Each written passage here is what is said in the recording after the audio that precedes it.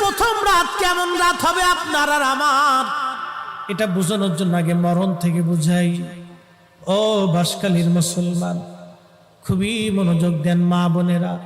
ও মা, আপনি যে সুন্দর পোশাক পরে সেজে গুজে গহনা পাতি দিয়ে আপনাকে নিয়ে আসা হলো শ্বশুর বাড়ি। মারে, আপনার ঘরের মধ্যে একটা বৃদ্ধ মা আছে, শাশুড়ি।